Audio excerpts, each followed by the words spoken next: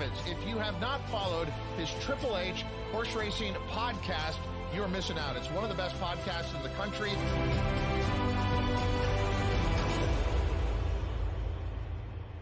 Good evening and welcome to episode 345 of Picks and Ponies right here on the HHH Racing Podcast. I'm your proud host, Howard Kravitz. Boy, do we have a show for you tonight. It is opening weekend at beautiful Keeneland Racecourse in Lexington, Kentucky, one of my favorite meets of the year. This time it's the spring meet, of course, and we're going to be covering the late pick five, the all graded stakes late pick five, like a glove, in addition to Jim Miller coming on later with Hawthorne Racecourse to talk about a fun Hawthorne late pick four this Saturday.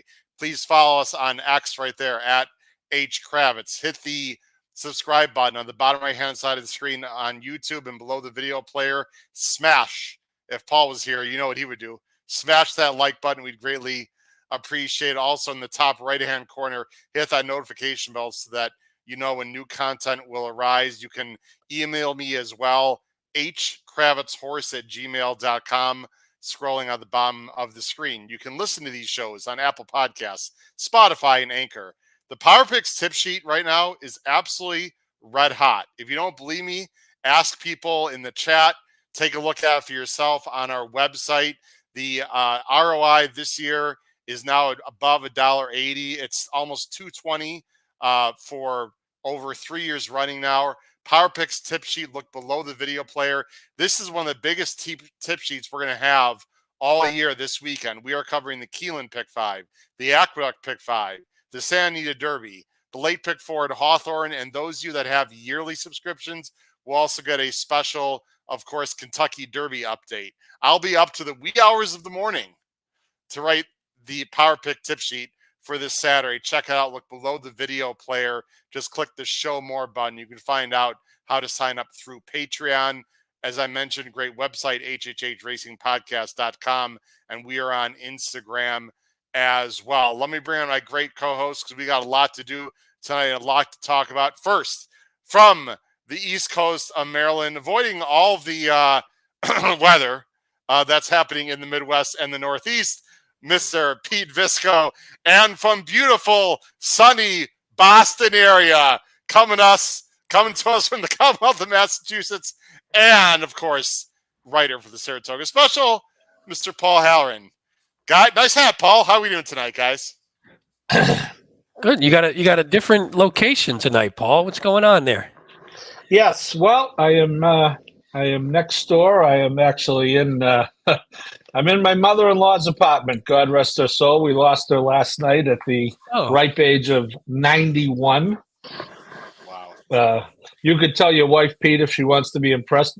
She delivered 14 children in 21 years. Oh my gosh. Day. That's crazy. Causing me to call her America's greatest athlete. Yeah, that's impressive. No kidding. Wow, that's impressive. And first of all, anyway, Paul, I'm Paul, in her. before you continue, condolences obviously to you and the family. Thank you. And we're so happy that you've found time and have the desire to be with us tonight. So appreciate that. Condolences to everyone. But I'll tell you what, I'll take 81 or 71. 91, that's pretty impressive, Pete. So what, Paul? Yeah, she was what, 3-4 years older than you at this point? Just a little, Pete. Close. I love Pete's on the muscle tonight. I can tell already. I love it. Strap it in, I'll fellas. tell you what, It's Pete, going to be interesting. Pete, you know you'll be impressed with this. 9 years ago, when she was 82, she and I flew out of Logan at 6 a.m, flew to D.C. to see the Pope, went out to lunch, and flew back that night. She was 82. Wow. Oh my gosh, I'm exhausted just hearing that. Yeah, right. That is impressive. Well, anyway, thanks for joining us, everyone. Guys, I got a few things I want to say quickly. Our viewership has been unbelievable. I know that Pete and Paul, you look at our YouTube channel, you don't have a chance to see our audio listen, which, by the way, have doubled in the last 6 or 7 months, just to let you know that as well. But we had last week, between our listens and our videos, we had close to 7,000 views / listens last week on our network. So listen, people are tuning in. It's fantastic. Again, you guys know we couldn't do it without our great fans. Speaking of fans, Fear Capel is up at 1 a.m. right now in Ireland, happy Friday, Fear. Appreciate that. Of course, Katie is here. Mentioned to Pete that she's not late. That's wonderful. Paul Conlon is locked and loaded already in Lexington. Paul, how you doing? Glad you made it safely there. You hear that weather is actually not great there either, but it's clearing up for the weekend. Of course, Trish Smith, native of Lexington. Of course, she's there.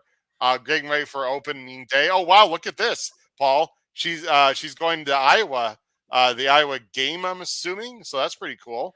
So that's exciting. A lot of good happenings there. Steve Pogel, sorry to call for the family, and Andy McVeigh, Boiler Up. What's up, Andy? Ooh. New Boilermakers. That'll be a fun match. Two big guys, right, Paul, in the middle with NC State and Purdue. That's going to be a lot of fun. And Ralph also just wants to mention sorry for the loss. So anyway, we got a great guys. Let's jump right in without wasting any time at all. We got a lot to talk about. Keeneland's one of my favorite meets of the year. Just let everyone know, most of the podcast crew will be at Keeneland 1 week from this weekend for the Grade 1 Gamble and also the Jenny Wiley in the Lexington. It's a great stakes weekend a week from this weekend. So if you're going to be at Lexington or in the Lexington area or at look for us. Myself will be there. Paul Halloran, the whole BCBC crew. Who else is going to be there? Kyle Roscoe's going to be there with his wonderful fiance, Emma. Patrick Kunzel's going to be there. And Noah Maher, of course, goes to school there. So anyway, who else am I missing? I think that covers everyone. Matt Miller. Well, Matt, of course, the BCBC crew. Matt Miller. Brad Anderson. Drew Coatney. Right. We can go on and on. Right, exactly. So it's going to be a lot of fun. All right, let's get into the pick five, guys. This pick five, I'll tell you what, is a lot of fun. And if we're filming this Thursday night, of course, opening day is tomorrow, Friday. I put out a video, episode 344, which, by the way, guys, already has over 1,000 views. And I put it out last night about 8 o'clock, and it was a tape show. So that's really congrats to everyone. I'm not patting myself on the back. It just shows you how much we've grown and how much people, for some ungodly reason, want to listen to our opinions. So thank you once again for doing that tonight. Pete, the opening late pick five the opening weekend late pick five is an all stakes pick five, Pete. It is an absolute doozy. I love this weekend of racing at Keeneland.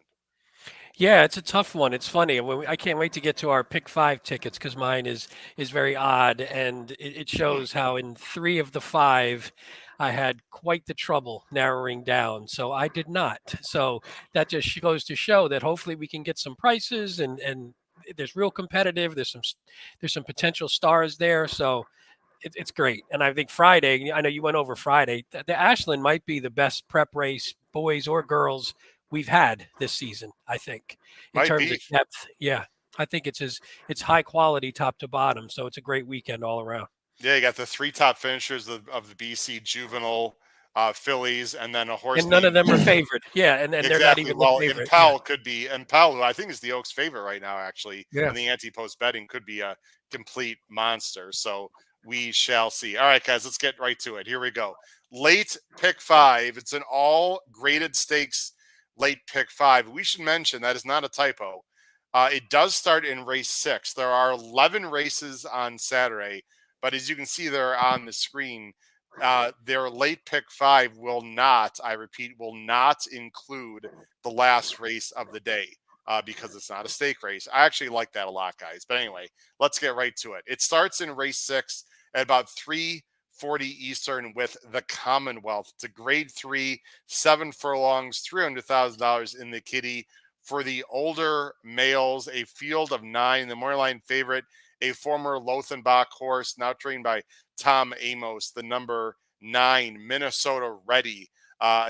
Tyler G taken over. Tyler G, of course, has been the leading rider of this meet. I think the last 2 times, I'm not sure. Maybe Paul can dig up that information as our wonderful journalist there. But I know that Tyler Gaffleone has been excellent there for quite a while now. There's our picks on the bottom of the screen. I am going with a bit of a price.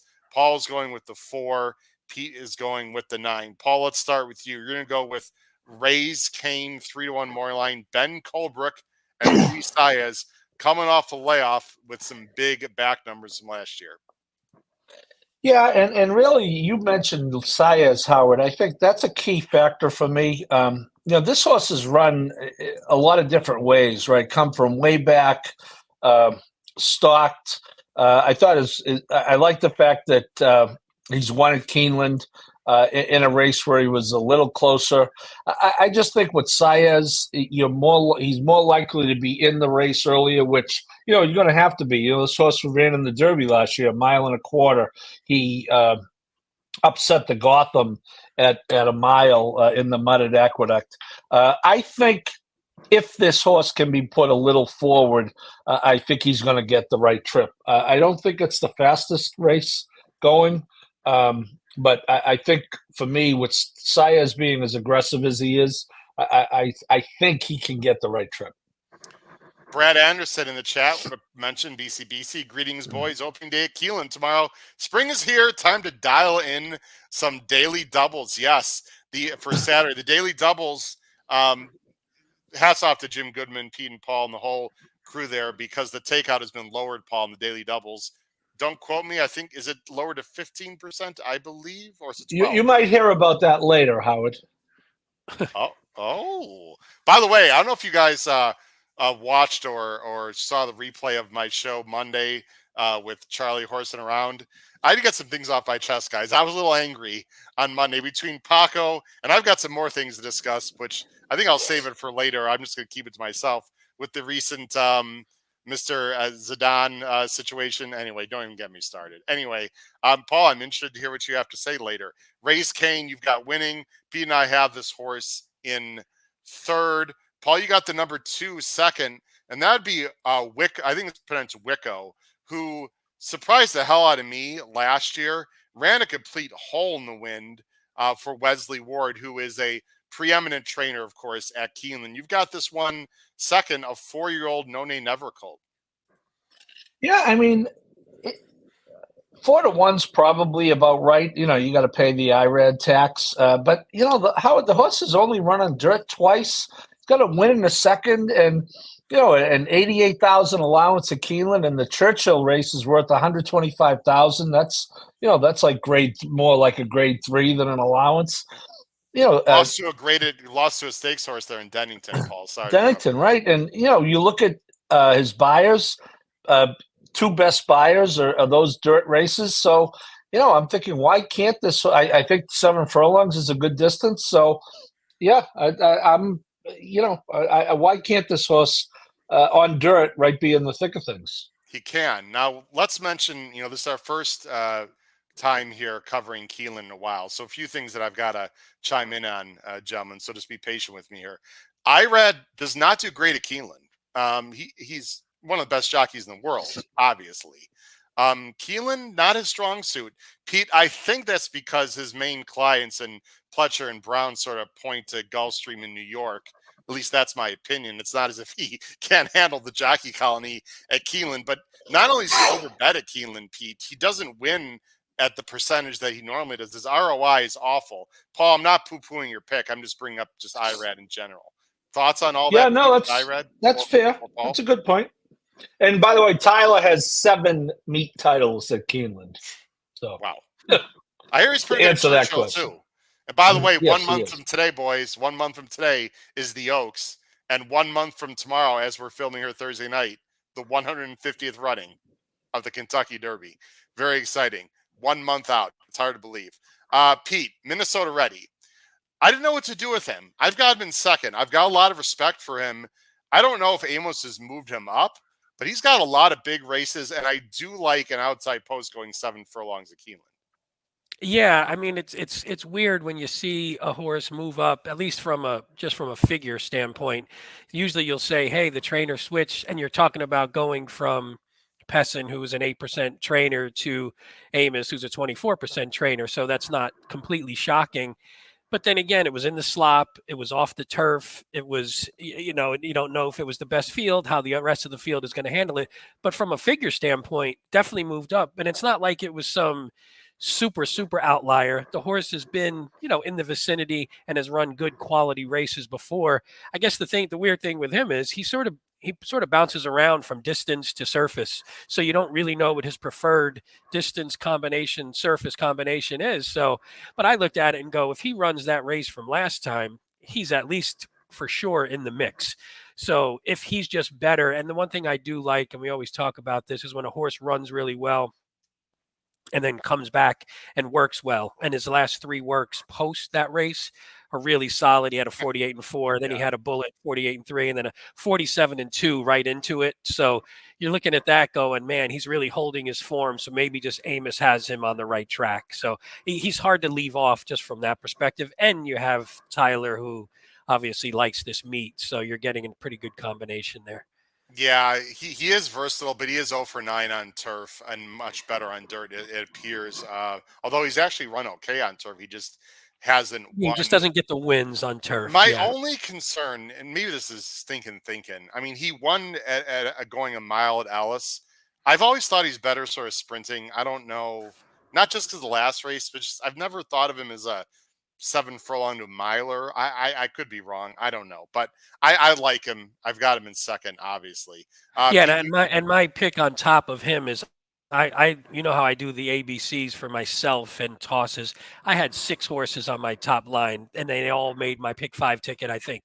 So I'm looking at this race as I don't think he's solid, because I think I do agree with the questions that you have. And the one race he was off Lasix was the worst race on the page, and he doesn't have Lasix here. So plus that 102 was on an off the turf slop. You know how we've talked about this 1,000 times. You just don't know. These sloppy numbers, sometimes you get weird big figs. So he can win. Obviously, I think the big question, Paul, of the weekend is, will Pete bet his pick 5 that he might give out this weekend? We all hope he will, right? We hope he does. That's a future rant. That's a future rant. Okay. Hey, I cashed a nice one. I will say this, and I used them too, Pete. But boy, you don't want this 9 as the favorite, do you? In this race? So I don't like a horse to win this race. Like there's not a horse that jumps out that I would make a win bet on in this race. To me, it's more, who do I like that I think could hit the top on a pick 5 or in a double if I'm playing a couple horses into maybe a horse in the next leg. That's the way I think about it. This isn't a win bet race for me. Yeah. I think Paul's suggesting everyone either use as an A or maybe toss or as a C. You don't want to use a favorite as a B as in boy if you're an ABC player. Real quick on Call Me Fast, P, then I'm going to talk about my top choice. Yeah, this was a horse I just sort of like. If you look, I mean, you see the 5 straight graded stakes races there, has the best. You didn't show the time for him this time, so I can't I can't remember. I think I'll show it. No, that's okay. I didn't think of it. I meant to look at it before as well. We should show it, and my computer's all good. I had got a little fix on it, so now. So if you look, there isn't. Good and there's not meant to be, a hot pace. So when you're looking at Call Me Fast, who by far has the top late pace figure, but I think the weird thing with him is he's been running 1 1/8, 1 3/16, and he's been, look at the horses, Skippy Longstocking, the greatest horse of all time, O'Connor, Giant Game, Rattle and Roll. So he's been knocking heads with some good horses going long. And when he gets his wins, it's weird though, because he wins on the top, but he closes in other races. So I don't know what he's going to do, but I think from a class standpoint and maybe just a cutback standpoint, he might just be classier than some of these. And you're getting him at 8-1. To me, that's all points to, I'll take a shot with this horse. And he got some love from Paul Conlon in the chat as well. So. Yeah, Michael Puich, by the way, is an underrated trainer. He's a good horseman. People that listen and watch our Bet and Boozin' show, I'd love to put polls up, but it's almost impossible when you do put polls up and host the show at the same time. So maybe I'll figure a little better way to do that. Brad Anderson, are you paying attention there in the chat? Brad Anderson had a nice score, guys, on Power Squeeze last weekend. And I couldn't be happier for him and the rest of the Power Pick tip sheet players who I tipped that horse out at 11-1. I have no problem tipping out prices, guys. I much rather have one nice price at 10-1, 11-1 that I tip out than 2 or 3 6-5 shots. I just think it gives you a lot more value walkway from the track.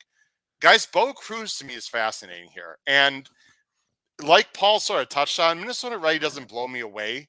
He's the favorite. The 4 obviously can win. race came, but he's coming off a layoff. I think there's a lot of question marks here, guys.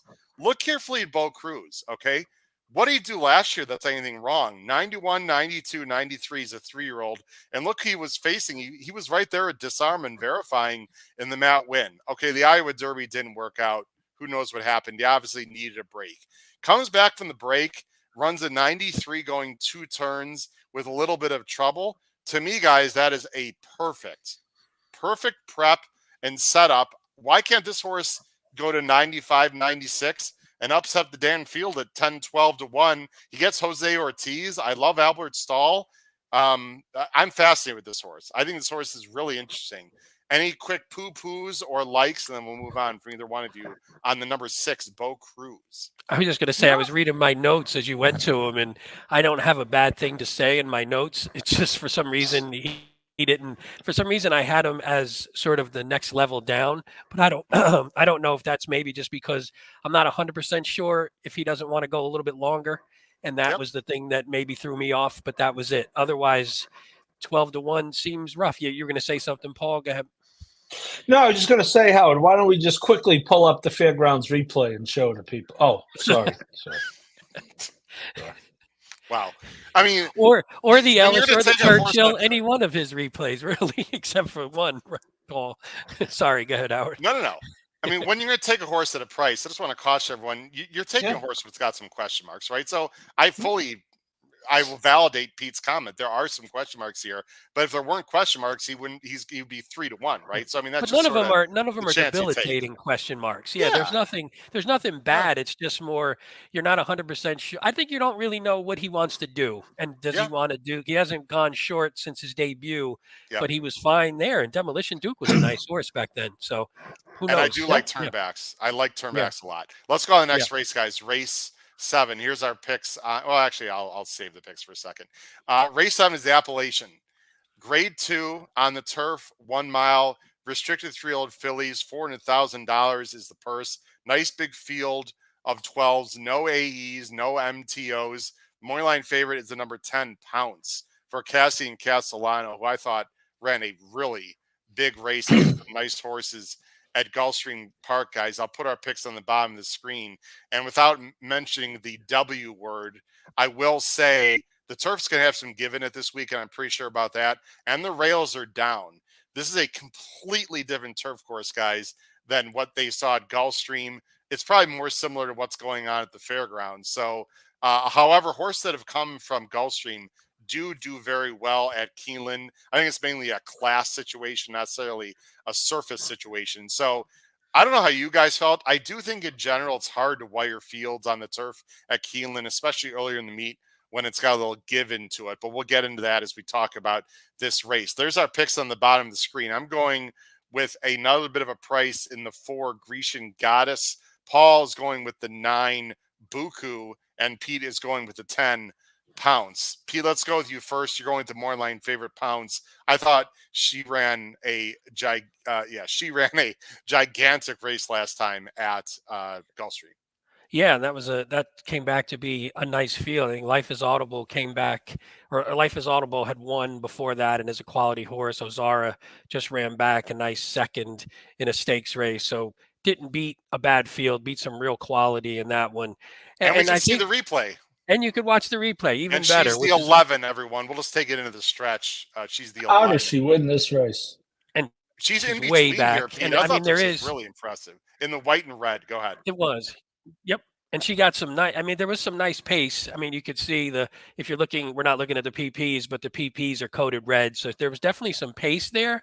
But still, this was an awesome run when you wind up. And again, it wasn't chasing down bums. I mean, you're chasing down the even money favorite and the 2 to 1 second choice. So that's Ozara and Life is Audible, who are basically the best 3-year-old filly turfers on the ground. Not only did she win, Pete, she kept getting sort of like, I think unintentionally, frankly, herded or pushed out and still won. I mean, yeah, that was a huge effort. And I think the one thing we always like is, so you see, if you go back to the PPs, you see this horse is one that, one on debut from a buyer standpoint was just so. Then they try the scent. It doesn't go well. So you're not sure. Then get some time off. Comes back. They put this horse on the turf. and she explodes. So now it just maybe she just found where she's supposed to be. She gets the nice win in the optional claimer. They stretch her out a little bit further, and she gets that nice win against a new field. Now we're going a mile again where she's 2 for 2, basically, with that 7.5 wins. So it's just like maybe she's just on her way up. And if she's on her way up, you might not catch her again, even at 3-1, if she runs to maybe even a little bit better than that last race this time. Kyle Roscoe in the chat, host of Betting and Boozing. What's up, Kyle? What's up, everyone? Good luck this weekend. My favorite time of the year. They just put out a tape show, by the way. Oh, boy. Episode 71, I'd like to say, of Betting and Boozing, a tape show on Santa Anita, because there's only so much we can cover, guys, in 1 week. So if you're interested in Santa Anita, check out Betting and Boozing. They just put up a tape show about an hour ago. Racing downwind. Dave Duncan's here, Paul. What's up, Dave Duncan? Nice to see you there. And Trish thinks the number 3, Dozen Diamonds, is a bit interesting in that rate. The 2. 7. Well, 7. Okay, or the 7, or whatever the hell number. The 7. There you go. I was thinking of a different horse. Buku, Paul. Nice horse last year. Didn't blow people away by the buyers. I will mention, though, the time form numbers were better than the buyers. And I have a feeling that's because she was wide in a bunch of trips last year and she was a closer. If she's ready to pounce, no, I can't say that. If she's ready to win, she could pounce. I don't know. Well, her race in the Jessamine is similar to the race we just saw with Pounce as far as where she came from. And I do what you just said, Howard. She was very wide in that race. And, you could just start it at the top of the stretch. She's the 10. And she comes really flying down the racetrack. Yeah, she's here, Yeah. Yeah. And wins easily. I mean, she comes from last in that race and wins. That's a pretty good margin for a turf race, as we know. They tend to bunch up at the wire. That's probably 4 lengths, right? 3.5 lengths. She's going to need some pace to run at, obviously. She did not run well in the Breeders' Cup Juvenile Fillies Turf, but that's a grade 1 race, and it's going a mile, and she wants more than a mile. And, hats off to Phil Bauer. Ran this horse 7 times as a 2-year-old. We complain about horses not running. And 8th career start, the 3-year-old debut. I certainly think she's got the right to move forward. So between the wide trips and the fact that she's a new 3-year-old, I'm okay with the number. With taking a lower speed number going in. Some nice work too, Paul, coming in the last couple. Yeah. And that race we just saw with Pounce was very. I think I had Life as an Audible. That's a ridiculous loss, by the way. If you had Life's an Audible, I think I'm going to be against Pounce here. It's 4-1 on Buku versus 3-1 on Pounce. I do like the fact that Buku has a race over the track, a winning race over the track. That's not going to hurt having run at Keeneland. So yeah, I'm going to. I'm not. I don't love Martin Garcia in general, and I love him less on turf. But that was a pretty good ride in the Jessamine, so at least he knows the horse. He's ridden the horse 4 times out of 6. So I'm going to go with Buku.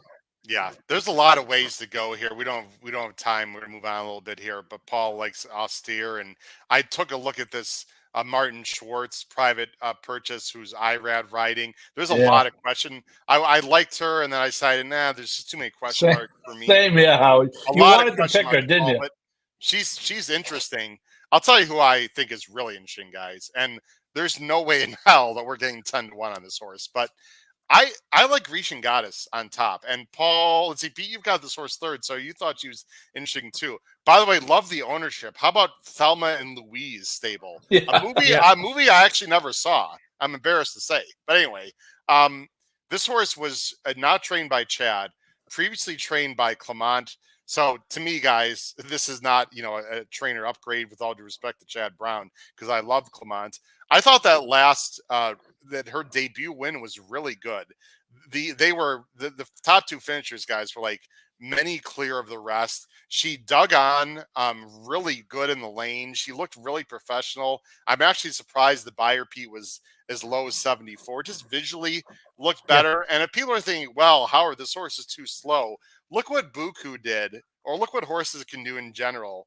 in their second start. Buku got a 57 in her first Saratoga turf start. And then in the next start, she jumped up to a 78. So there's no Can I reason. say that's a good point? One thing people I think do is they compare Yeah, this to the current form of some of please. the other horses, because we do that all the time with these younger horses. You say, oh, well, they only ran, and if you're a figure person, they only ran this, but you got to look at the other horses' initial figures, not their most recent. Maybe they're 5 races in and they've already improved, whereas this horse still has that room for improvement. So I just wanted to point that out because I think that's a mistake that people make a lot. Yeah, I mean, I don't know about you guys, but I have no doubt this horse can go up to a mid to high 80s in this race. I mean, that was a January race. She's been off a while. Chad's had her for I'm not sure how long.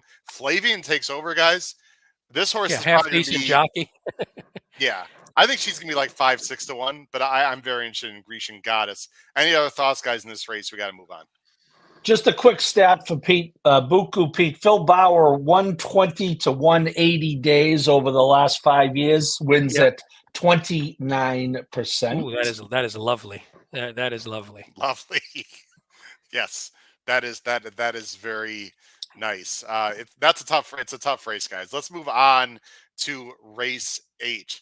Race 8 is the Resolute Racing Madison. This is a grade 1 for the older girls, $600,000, 7 furlongs, a field of 8. The morning line favorite is number 8, Vava, for Cherie DeVoe and Irad, and she is facing the numbers many horses, but one of the horses she's facing is Alva Star, and I'm sure you guys watched the replay from last year.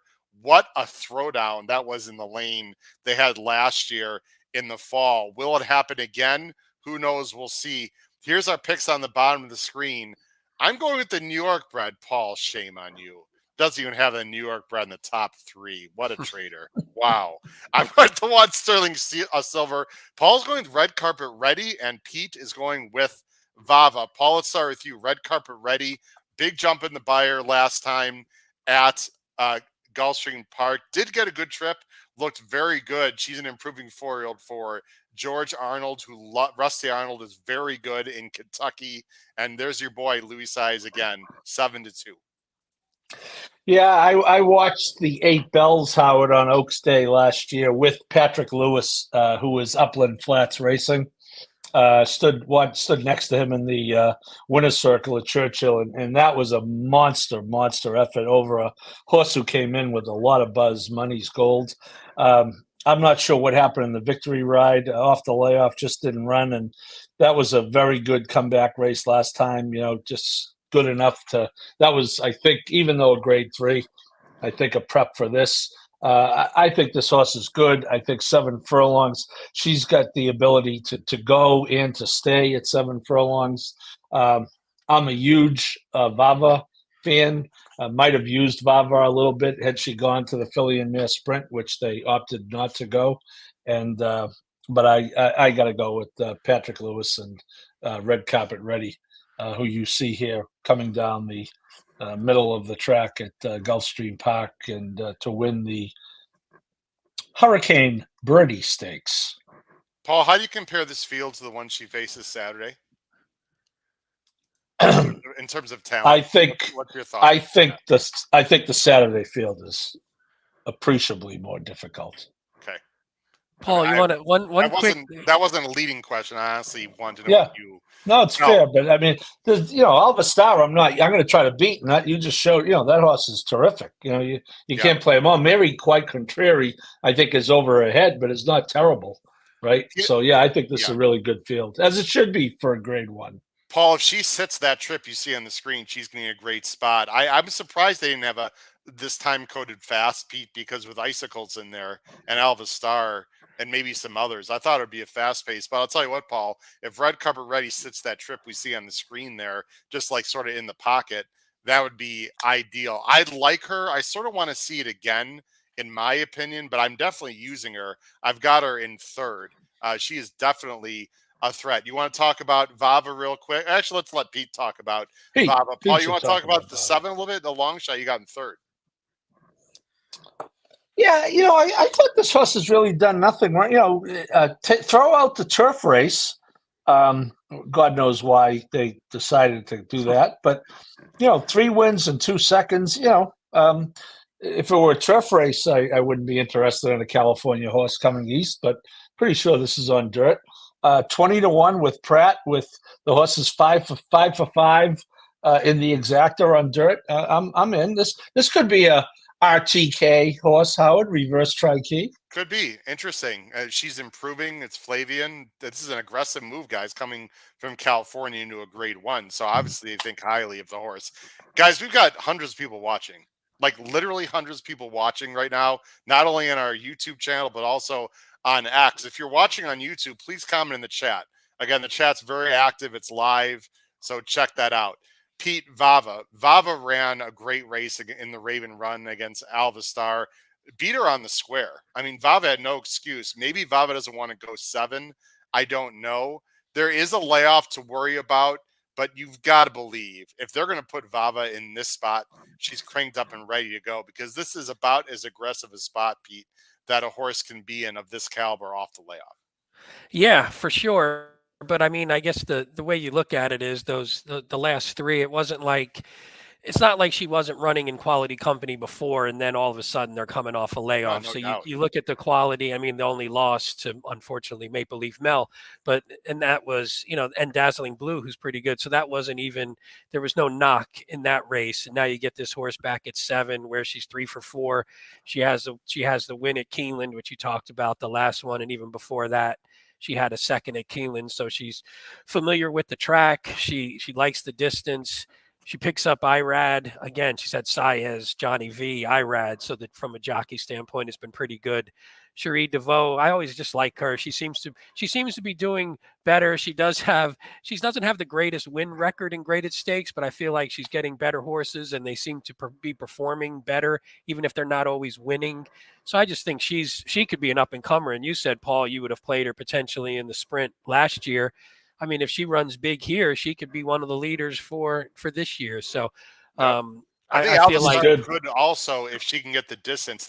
Isn't that the big question of this race, guys? I mean, really, when we haven't even talked about Alvastar that much, and we're going to move on here in a minute. But isn't the major story of this race, Pete and Paul, really is Vava ready off the layoff, and can Alvastar get 7 furlongs Saturday? Those are really my main 2 questions here, right? Yeah. And my horse has answered both of those questions. She won off the layoff, and she's won at 7 furlongs. I do like that. By the way, Paul, I like that Alvastar's had a prep, guys. I think that is an advantage over Vava, although I do have Vava ahead of Alvastar just because I think the distance is an issue. But I do think it helps. Pete, you can talk about Alvastar for a second, then I'll go to the 1. This horse is just, wouldn't you love to own this horse? She's fast. She's honest. She's 7 for 7. First or second. She's done absolutely nothing wrong. I don't know if she can sit off a horse at this distance and go by. I think the break is huge here, Pete, because if the number 4, Icicles, who is projected to be pretty fast, but not as fast as Vava, if Morales decides to send like a banshee, and really that could be a problem for Alvastar. If Alvastar clears, she has a shot. I still want to see her do it at 7, though. Yeah, we always talk about whether, but if Icicles is really, really cheap speed, it's sometimes a little easier to sit off that than chase a good horse. But yeah, but Icicles has put up, if you just go from a time form standpoint, Icicles has put up some pretty fast times, especially in 2 and 3 back. So she could, if that's the thing, if she presses, if Icicles goes and Alvastar tries to go and they hook up a little bit, then it really sets it up for Red Carpet Ready and Vava and anyone coming off. There's a horse like Hot and Sultry, who I don't think is as fast, but her best race have been on the lead. I got a feeling Santana's gonna be aggressive there too, guys. So he's aggressive usually. He's aggressive, right? Red Carpet Ready's not slow. What is she can do from the inside? Guys, that leads me to another price horse. And everyone knows I'm happy to take chalk, guys, because I think I have a chalk in one of the later legs that I think we all like. But I was really impressed last time, guys. I was trying to beat Sterling Silver, to be honest. She stuffed me in the locker. I don't know what you guys felt. We talked about that Tampa race, I think, either on through text or some way. I can't remember. But she never looked like a winner until like late in stretch, and she really ran down that horse that was on the lead. Now, this is a much tougher spot, But guys, she got really good last fall. I mean, Paul, they were considering her for the Breeders' Cup Filly Mare Sprint last year. I don't mind the rail here because, again, I think there's a lot of speed. She's going to come from behind if there is enough pace, and maybe Vava's not quite ready. I mean, this is the one that I want closing. There's not a lot of closers in this race. I might get a price. I like Sterling Silver. If she can work out a trip, she's going to come running at least for second or third, guys, if not on the win end. I'm going Sterling Silver, guys, Saturday. Thoughts? I think she's going to have a lot of work to do in the stretch. Okay. I'm not saying she can't win. You might. I think she's going to have a lot of work to do. And unless she really gets a fortuitous trip, she's probably going to have to end up outside somewhere. Yeah. But, to your point, I mean, she's run, look at the running line. She's run with the likes of Echo Zulu and, she won the Gallant Bloom, got taken down.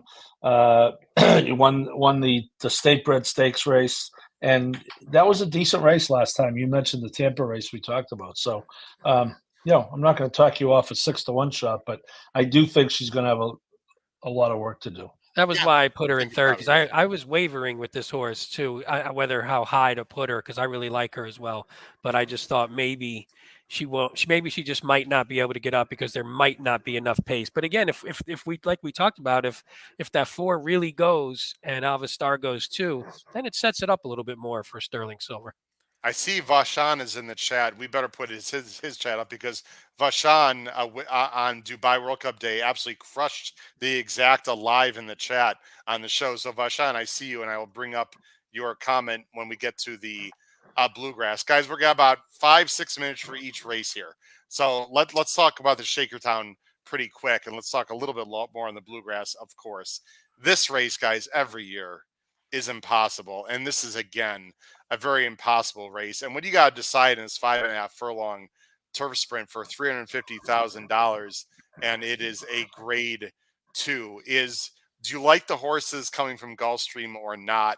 Do you like horses stretching from 5 to 5.5? Because this is 5.5, and you got a lot of really fast horses. The Moorline favorite is Mischief Magic for Charles Appleby, who's got a bunch of horses in this weekend and next weekend. Tyler G in the saddle. Let's go with our picks here. I just thought it was impossible. I'm going 10-6-11. Paul's going 6-10-3. Pete's going 9-3-6. Paul, why don't you quickly we'll just talk about our top choices here mainly. Arzak, Paul. Yeah, again, I like the race over the track. Ran very well to win the Woodford last year, and ran creditably in the Breeders' Cup Sprint. I mean, that's obviously a great field, and stalked and loomed, and then just got outrun in the stretch. But as you said, Howard, I mean, I'm 3 deep in the pick 5 on a Caveman. I'll probably be 6 deep on an ABC. Is it a bad sign that William Buick doesn't come over to ride the 3? I mean, you get Tyler, sure, but is the 3 ready? I mean, this 3, Keeneland, Ascot, back to England, Maidan, Qatar. I mean, you'd like to have this horse's frequent flyer miles. You can get your Del Mar trip paid for this fall. So, I mean, obviously love the Godolphin horses, love Appleby, but I think if this horse is like around the favorite, you're supposed to try to beat him in this race. And I thought Arzak was perhaps the most likely at a price, a relatively good price. And I don't mind the older horses in the turf sprints. I don't want any part of them for the most part in the longer turf routes. But and you do get Irad, who has ridden the horse once before on this page. Anyway, so I almost picked your horse though, Howard. Howard, so far your pick 5 is paying about $100,000, so we're all going to have to play it. Yeah, I think it will pay. I wish we had time, Paul, because I sort of feel the other way about the age situation. I think the older horses can handle like longer galloping distances, and the real quick sprinting race, I sort of like the younger horses. But anyway, we'll have that conversation another time. Pete, here's the big question. Your horse, Panther Island, who's been outstanding at Gulfstream. The big question is the 5.5. Because to me, 5 at Gulfstream versus 5.5 at Keeneland is a completely different animal, literally. That being said, I do have Panther Island as a B as in boy, because this is a cluster race to me, and he is in unbelievable form. Not only that, I like the outside post for him here too. Yeah, me too. I think I might have gone maybe 7 deep when we get to my pick 5 here. I felt like if you don't like the Appleby horse, I think you can make a case for almost every other horse in the race. So I just kept watching the replays. So one thing I liked is that a bunch of these horses at that Gulfstream races that you talked about, they've all been running against each other. So you could watch them and just see. Yeah. And Panther Island, even though he lost the last 2 to Coppola, he just kept jumping off the page at me. And I was like, man, I just really like this horse. I think he's going to get one. I don't think the distance is going to be a problem. He's gone 5.5 and won at 5.5, even though it was generally on the synth, but at least he's shown that he can get a little bit further. I don't know, man. I was tossing my head up thinking which ones. I don't know who I want to put on top, but I just kept watching the replays and I'm like, I just really like this horse. And I think he's going to catch one, and at a decent price here. I figured why not be today, because the one thing about the 3, the Appleby horse, was it has a tendency to break badly and break in the back. So if that happens, it's a pretty big field. Maybe it's a lot to weave through, and you don't have William Buick who's used to riding him. So maybe he gets stuck. And even if he's the best horse in the race, maybe he just he's not able to get there. And some of these other horses get the jump on him. This race is so much about trip, guys. Anyone knows who is going to win this race is just either has a crystal ball or is lying. I mean, I have no freaking clue who's going to win this race. I got to be honest. Paul, you and I are a bit simpatico here because we both got 10-6, 6-10. I'll tell you what I like about our shot very quickly, and we're going to move on to the Bluegrass. 2 things mainly, guys. Number one, I love the fact that this horse is better going 5.5 and 6. To me, that makes a huge difference. So I do like the fact the horse is proven, and 2 for 2 at Keeneland, first and second. But I do like the distance with this horse. And the other thing to me, even though he didn't run great in the prep, I just love the fact that he's had a prep. That means Terra Nova is pointing to this spot. Castellano knows this horse. He can be close to the lead. He can close. There's a lot of things I like about our shot. If I get 10-1, I will be taking a shot on our shot. But guys, this is just we could talk about this race for a half an hour. That's just a really tough race. Go ahead, Pete. Real sneaky. I was going to say, I like Paul's boy Raylu on the 8, front run the Fed. His last 3 races, he's all over the board in terms of distance as well, but his last 3 going 5.5 were wins, and they weren't against as good of fields as this. But he just has a knack at this distance, and at 20-1, just to get him even on the board. It's like, again, if we're talking about a try, a backwards try or something, and underneath, where if you can get him and then you can get one of your other horses on the top, which can be a price, man, I think this try can blow up. Paul, you and I had a nice, was it a pick 5 score and Raylu won front run the Fred like 2 years ago? Or I know we had that horse that one day. I don't think we were I there, think it was a bird. I think it was on a ticket, I recall. Right? Yeah, it was in the race. Yes. Yeah. All right.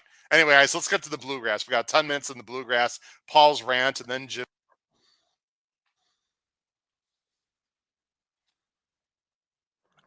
Oh, can you not hear Howard? No, I can't. I can't hear Howard. I can't hear you either. I can hear Pete. We'll be fine. We can hear each other. Yeah. Yeah, we'll be fine. So Paul, go about back. Now? Hello? Oh, now you're back. Now you're back. I did the accidental press the mute button that Kyle Roscoe is known for very well. Sorry about that, guys. The mute button? Is that what you said? The mute button. The mute? The mute button. Guys, the Bluegrass, one of the biggest preps of the year. And I know we're all a bit biased with Sierra Leone. I got to tell you, on paper, in terms of depth and quality, I think this is the second best prep race of the entire prep season, along with the Risen Star. I mean, I think there's some really high quality horses in this race, and Sierra Leone is going to be tested in this race for sure. Let me go ahead and bring up the field for the $1 million Toyota Bluegrass. It's at 5:52 Eastern, and guys, this ends the pick 5. This is it. Even though there is a race 11. It's a big field of 11. The Moorline favorite is our boy, Sierra Leone. Everyone knows, of course, by now, we have a nice future wager on this horse of different amounts. He's 2-1 morning line.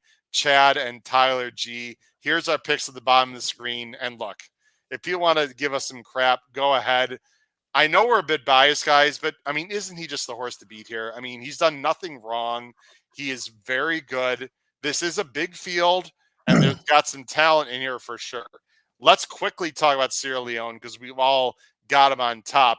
Paul and Pete, trying to take our biased hats off. What is it about this race in particular that you like about Sierra Leone? Paul, I'll let you go first. Well, I think he's the best horse, as you said. I think he won the best prep. This particular race is not this particular track, I should say, is not as geared to his style as Fairgrounds in the long stretch. However, we saw a horse that's near and dear to all of our hearts win at this track from the back of the pack. Cody's Wish in a mile, let alone a mile and an eighth. So it can be done.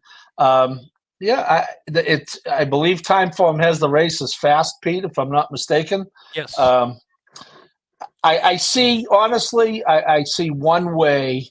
If I'm looking for a way for him to get beat, I see one way, and Dornoch gets a really good trip, lays probably second, gets the lead. Sierra Leone gets too far back and can't quite catch him. Other than that, I think Sierra Leone wins.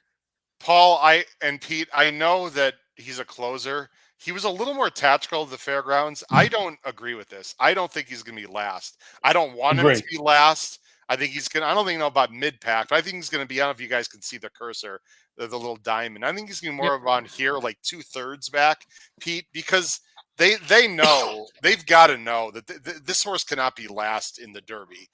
He's got more tactical speed, I think, than he's shown. And I don't know about you, Pete, but I do not want to see him last. I'd like to see him break out of the gate and be like mid-pack to 2/3 back in this race. Yeah, I could see that. I mean, you asked the question as to why.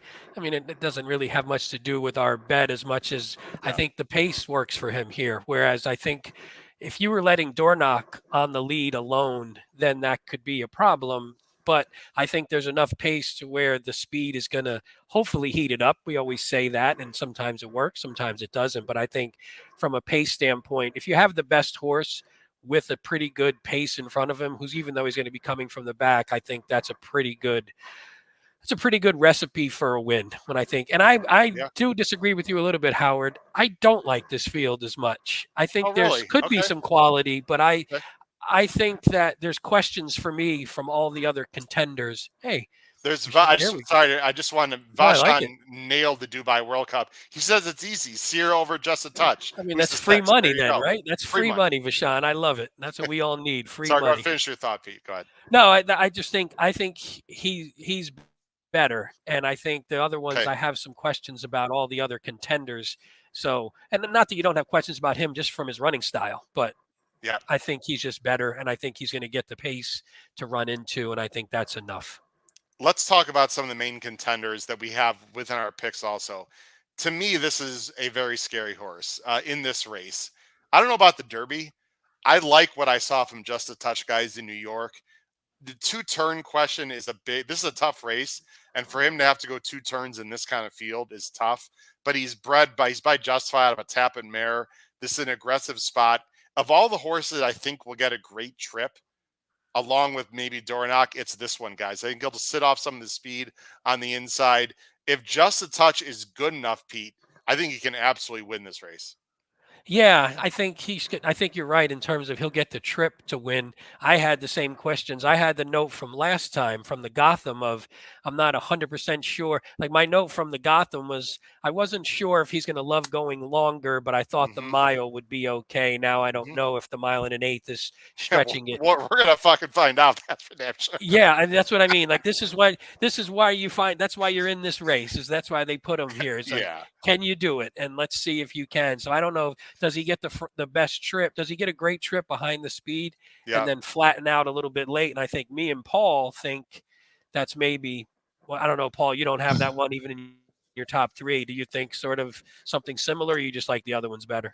Yeah, I think he's going to be no higher than 7-2, maybe lower. There's a lot of buzz about him, and I'm not, hasn't run on a dry track yet. Throw that in as yet another variable. So I'm going the other way. And if I'm not, I'm not interested in picking him third at 3-1 anyway. Yeah, sure, makes So, sense. Guys, there's a don't big sleep story. don't sleep on Encino to make the board, fellas. No, we're going gonna to talk get about there, right? Yeah, We're going to talk about Encino in a minute, but we got to talk Dornoch, guys, because Yeah. Danny Guardians had said all week they're going to take back a little bit. I'm not saying he's Yeah. going to close. They want to sit off. I got to tell you guys, I don't think that's going to be a good idea, and I don't think that's going to work. And here's what I'd love to see happen, guys. I'd love to see Dornoch try to rate in this race, not run well. They realize he needs, you know where I'm going with this. They realize he needs to be on the lead and then send like a freaking banshee in the Derby. And, oh, sorry, Fiercest, I'm going to bother you a little bit in the Derby. So I hope Dornoch is a little bit off the pace and runs badly. No disrespect to the connections whatsoever. You'd have Dornoch in second, Paul. I don't, I guess you could say if he doesn't run great, that's a negative to Sierra Leone. But I think we're past that with Sierra Leone already. I don't know what to make of Dornoch. I think we're going to find out a lot on Saturday about this horse. Yeah, I agree. I think, if I were playing the race and looking to play a big exactor, it's I'm going to look for I'm going to use either the 4 or the 6 underneath, but definitely not both. And I went toward the 4. Okay. Pete and I, neither one of us have Dornoch in there. We have respect for Dornoch, but I don't know. There's 2 horses we got to end with, and then we're going to have to move on. I want to talk quickly about BU. I was so against BU last time. I can't begin to tell you. BU had done nothing really of any substance, to be honest, before his last race. I don't know where that last race came from, guys, but he was very good. He was very professional. The Sire was a pretty good horse, I think, back in the day. Is that Curlin? Oh, Curlin.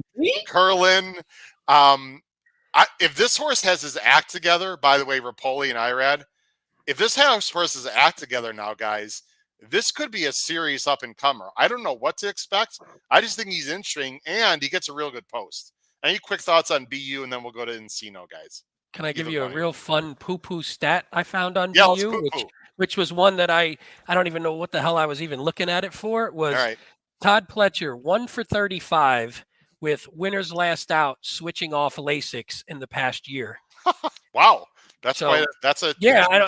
Again, I never know what the hell some of those mean, especially the Lasix ones. But that was a one. Anytime it's that high of a sample size and you only have one win and you're as good as Pletcher.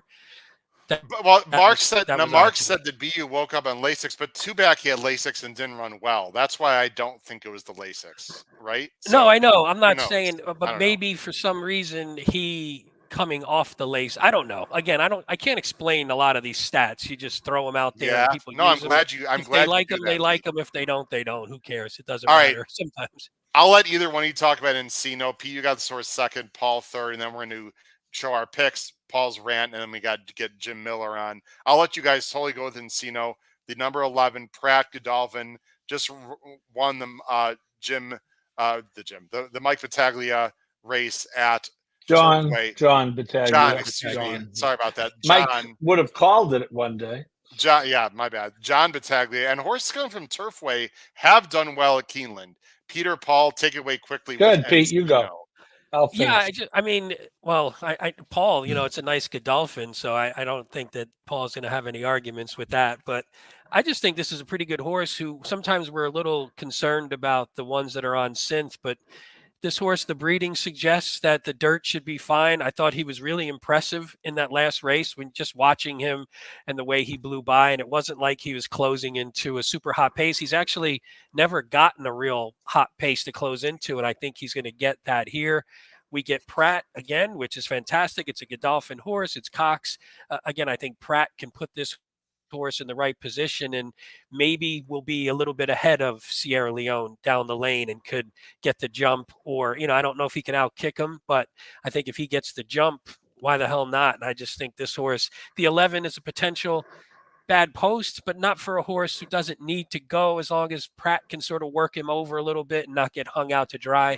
I think this horse is some quality, and I think you're getting him at 12 potentially. He'll probably get bet more, but you're getting him at 12 because he's a synth horse and maybe the figures on the page don't look that great. Paul, real quick. Yeah, I mean, you buy a Derby champ Nyquist, so that speaks to the dirt. The Dam was 0 for 4 on dirt, but she did have 2 seconds and a third. And, this is no real inside info, but I do believe our friends at Godolphin are pretty high on this horse. And if you want to have an intangible, our favorite horse racing family from Kentucky will be with the Godolphin people as guests on Saturday. Oh, nice. Very Excellent. nice. Well, that's excellent. Guys, it's a fun race. And, again, second place gets 50 points. If you don't have a lot of points and you get second, you're in the Derby. And if you have some points and you get third, you're in the Derby. Sierra Leone doesn't need points, although I've seen some crazy scenarios where he might need a few. I don't. There's a lot of weird stuff. Stop it. Just everyone stop with that. He's going to be just fine. I'll tell you what we're going to do, guys. I actually don't mind doing this, and I'd love to hear people that are listening and watching live. I think we're just going to show our pick 5 tickets so we can get to the rant and then move on to Jim Miller. If you guys are you guys okay with that, instead of a long explanation? Yeah, that works. We never have anything good to say about it anyway. All right. Well, all right. Paul's pick 5, 2, 4, 7, 9 with 5, 6, 9, 10 with 2, 8 with 3, 6, 10 with 4, 10. He's using door knock on the end. That is his $96 ticket, and he's going red carpet ready, and Vava is his race. He's also going light in the Madison. Pete is going the very unusual $87.50 amount, 2, 4, 7, 8, 9 with 1, 4, 5, 9, 10 with 8. He is singling Vava in the Madison with 1, 2, 3, 6, 8, 9, 11 in a very difficult penultimate race, and then singling our boy Sierra Leone in the Bluegrass, 87.50. Here's the question: am I singling Sierra Leone, guys, on the end? What do you think? Yeah. Damn Skippy, Pete. You got that right. Absolutely. $96 ticket, 2, 4, 6. I'm putting the 6 Bo Cruz there to start the leg. 2, 4, 6, 7, 8, 9 with 4, 5, 9, 10. With 1, 8, that is Sterling Silver and Vava. With 3, 6, 10, 11, and then 10 on the end with Sierra Leone, guys. This is going to be one heck of a sequence. I'm very excited. Do not go anywhere, people. Anywhere. We have several hundred people, like I said, watching and listening live, and it's now time for one of our favorite segments. And after this segment, we got Jim Miller coming on from Hawthorne Racecourse to talk about a lot of exciting things with Hawthorne, including the late pick 4 this Saturday. But it's a family show. It's everyone's favorite time right now. It is time. No music. We'll figure out the music later. Paul's rant of the week. Paul Halloran, you are up, sir. Yeah. Pete and I will leave. What you got today, Paul? Well, have you ever watched a game where you just said, you know what, I want both of these teams to lose? For me, it would be like the Cowboys and pretty much anyone, the Yankees and someone. And I know you touched on it, Howard, and I wasn't going to go here tonight, but I know you're chomping at the bit, so maybe you can hop in later. The Baffert / Amir Zidane versus Churchill Downs fiasco that keeps on going. Talk about not rooting for anyone. Baffert served his time. He's getting screwed. Baffert's bad for the game. And, this nonsense about, well, this is Zidane acting totally on his own. Yeah, I'm sure Bob knew nothing about this lawsuit that was being filed. I don't think it's going to work. Churchill's a private company. They can do what they want. The judge is going to uphold that. But Jesus Christ, for the good of the game, I wish that Churchill, I guess, isn't going to go away because they're going to host the Derby for another 150 years. But I just wish this damn thing could get over because – and I'll say this about Baffert and Zidane. they haven't closed any racetracks and demolished them recently. So before you get all too giddy with the knight in shining Churchill Downs armor, okay, let's cut the shit and ask our friends at Arlington Park how great Churchill is for racing. So that's where I am. I mean, I'm no huge Baffert fan, but I can't root for either of these sides. It just sucks for the game. I hope it gets resolved for the good of the game, not for the good of either side. Well said. Wouldn't this be the biggest put on the spot ever to bring Jim Miller on right now as director of racing at Hawthorne? No, Jim, don't worry. I'm not going to ask you to comment on that. You can comment if you want when you come on. By the way, Pete and Paul, I want you to look at one of the second to last chat comment in the chat. Jerry W., with all due respect, we've had Pete and Paul are great friends and their co-hosts. They've been on for an hour. We're not rushing to get. Yeah, I'm tired of hearing. I'm tired of hearing from Paul. Paul Forget about anyone else. Paul has to go to bed soon, so we need to rush him off. We start. I mean, I like hearing from Pete, but I'm freaking tired of this guy, Paul. Well, I'll tell you what. Except when you're ranting, baby. Except when you're ranting, then we love it. Well, I think that's a perfect segue because now it's a perfect time. We'll leave you guys on the screen here just for a second for our transition to bring on Director of Racing from Hawthorne Racecourse, Mr. Jim Miller. Jim, how you doing tonight? I'm doing good, guys. How are you doing? We're doing great. We got a lot of exciting things going on. Major Derby preps. I hear there's a big 3-year-old race coming up at Hawthorne in a little over 2 weeks. That's really exciting. You want to quickly mention that for everyone? Yeah. Getting some other stuff? Yeah, Illinois Derby returns. It's on Sunday, April 21st. We're putting on a Sunday because everybody else seems to put the major stakes on Saturdays. So we want to stand alone a little bit, be a little bit different. It's also going to serve as a perfect prep race for those going to the Preakness. And the winner of the race, if they do choose to go to the Preakness, we're going to pay their entry fee from Hawthorne to get into the Preakness. So we'll pay the $20,000 entry fee for them to get into the Preakness if they choose to run there. But it's nice to have it back on the calendar. Late nominations close Sunday.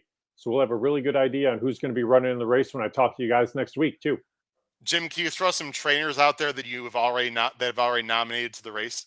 Brad Cox nominated 11. So he was the biggest one. All of his big 3-year-olds have been nominated. I know that you're going to see horses from Bill Mott. I know you're going to see horses from Steve Asmussen, Todd Pletcher, maybe Bob Baffert. He's won the Illinois Derby in the past as well. So we do reach out to a whole lot of big names, but it should be a very good race. And, of course, Larry Ravelli, the local guy who had 2 fills in the Kentucky Derby last year, he's got some horses nominated also. Wow. So it'll be a very good race. What's the maximum field allowed for that race, Jim? 12. Yep, we're going to put 12 in the gate for it. And you think you'll get 12? You think you're going to have 12? It looks that way, right? Maybe. I mean, there's the potential for it. I'm expecting you're going to have probably 60 to 70 horses nominated when all's said and done. So when you get through the late nominations and that, everybody's kind of pointing for their races, but you're also going to know whether or not you have enough points to get into the Kentucky Derby at this time. So there is the potential to really have a nice setup for anybody moving on through the 3-year-old campaign. Really exciting. Well, Jim, we're going to talk to you more about Hawthorne. Pete and Paul, great job as always. I know you're going to be, going with both fists at Keeneland this weekend. Of course, it starts tomorrow, Friday, as we're filming this Thursday night. Of course, our sequence we just talked about is the Saturday late pick 5. Pete and Paul, take care, guys. Thanks for coming on. Hey, Jim. Paul Howard, I'll see you in person in about a week, sir. Looking forward to it. I'll be there. All right. Take care, guys. Have a good night. Bye-bye.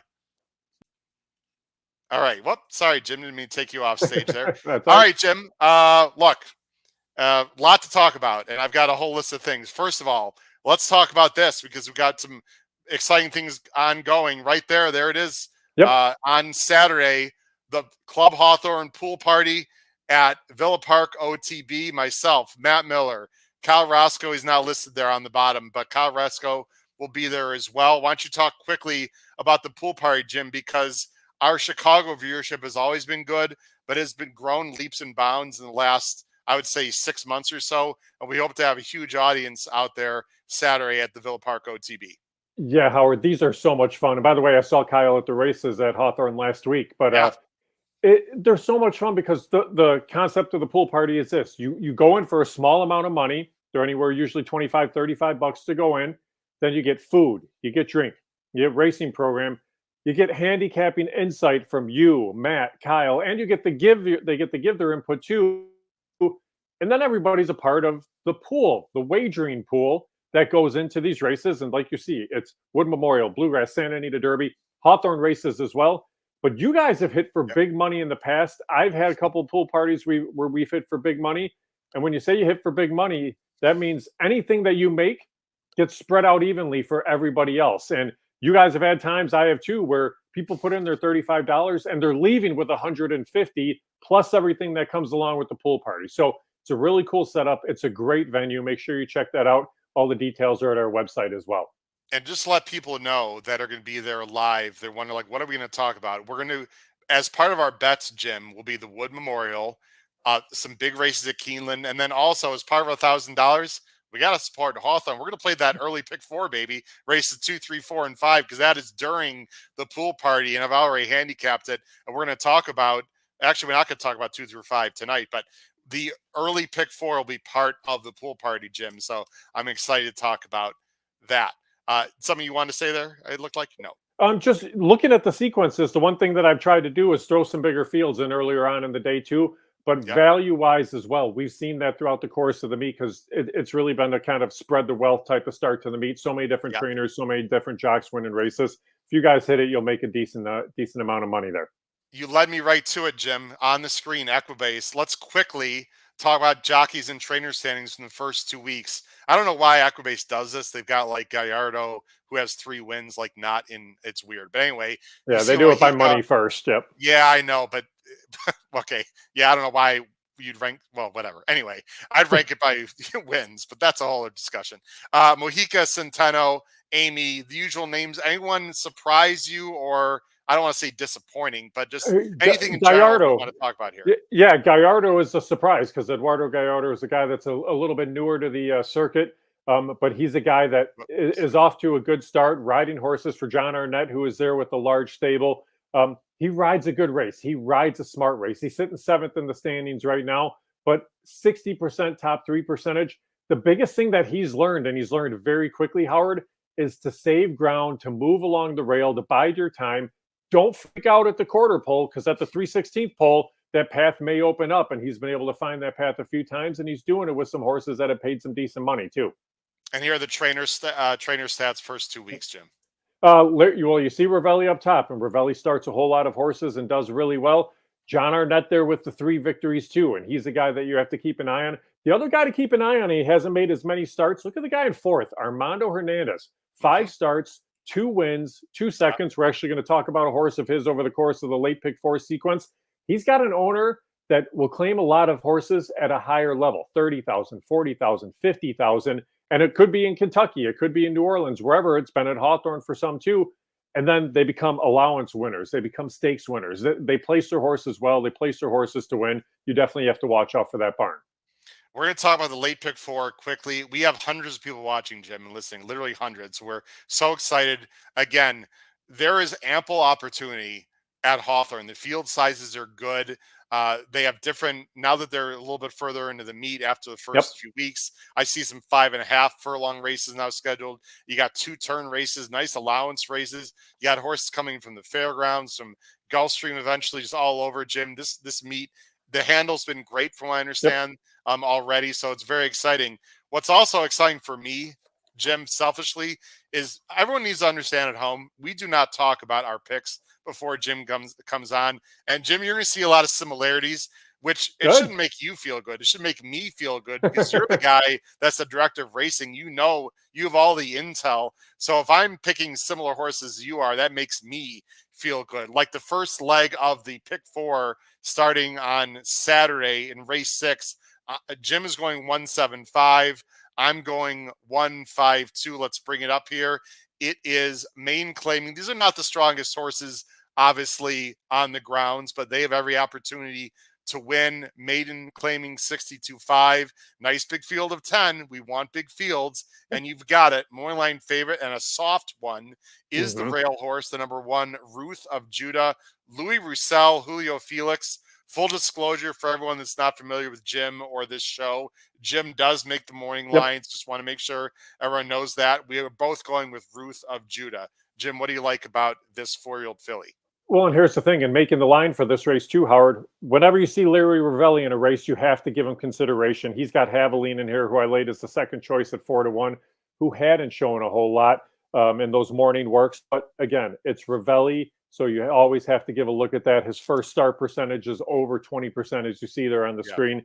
But I laid that as a second choice. But going back to Ruth of Judah along the inside, Louis Roussel last year went to Horseshoe Indianapolis with the stable, and they found that they had some struggles trying to get into open races because he doesn't really have Indiana breds. He has a lot of open horses. Well, at Hawthorne, we run a lot of open races. So this year he brought the stable to Hawthorne. So there's 25 head of horses from the Roussel barn that are at Hawthorne. They got here a week ago today. So now they're settled in. They've had a chance to get out over the track. You see, this one has a work over the track, and it was a snappy work. I don't mind the inside draw. You're going to show speed. They're bottom level maidens, and that's the key. That's what you want to do in a race like this. Get away from the gate, go out there, make the top, let everybody else try to catch you. That's the reason that I went to Ruth of Judah. I like this horse a lot here in race number 6.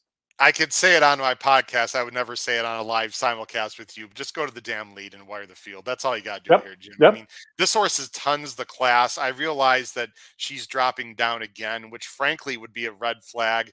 Not in this situation. Just that 34 Breeze had to be just tell Julio to go to the lead and bottom out the field. I like this horse. I don't know if we're getting 7-2, by the way, but I do like this horse.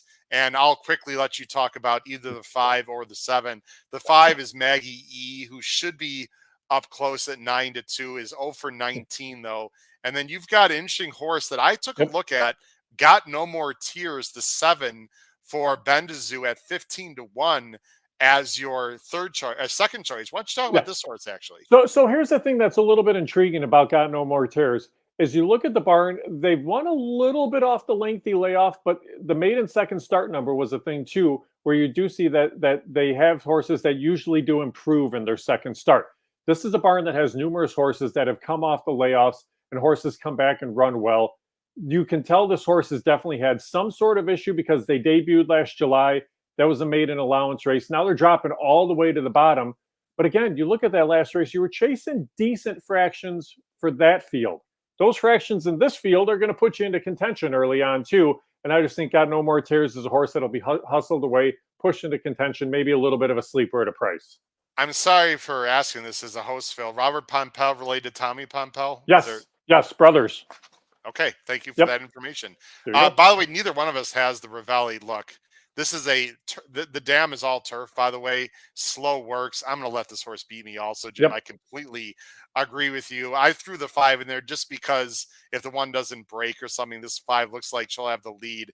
But we've had enough of her. She's 0 for 19. I would never put a win bet on her. I threw the 2 in there. I don't know if this Novice. We mentioned Novice. He's struggled a little bit, but it's early in the meet. He's getting his feet on the ground, Jim. He's going to win races. I'm interested in the synthetic to dirt. I don't know if this horse wants dirt, but it's Birdstone on the dam side. I don't know who in this field is really killers, and you might get an okay price. I threw this horse in 3rd. Any quick thoughts, and we'll move on? Well, here's the thing about it. Clearly, the horse doesn't want synthetic from looking at the numbers. Yeah. So, I mean, aside from that May 15th race last year at Presque Isle, the numbers haven't been great. So maybe dirt is the route you go. The thing about Novice is he's tried to be very patient. When you're a bug, sometimes you just go. You have the bug, you have the weight off for a reason. Get out of there, hustle along, go. I think that's kind of the instructions that he's going to start to be given. So we'll see what happens. But yeah, he's kind of trying to feel things out, probably a little bit too much the first couple of weeks. And as I switch to the next race, I think there's a massive difference, Jim, between 5 and 5.5. The race we just handicapped, and there's a lot of other races coming up. Can you just quickly talk about for the handicappers?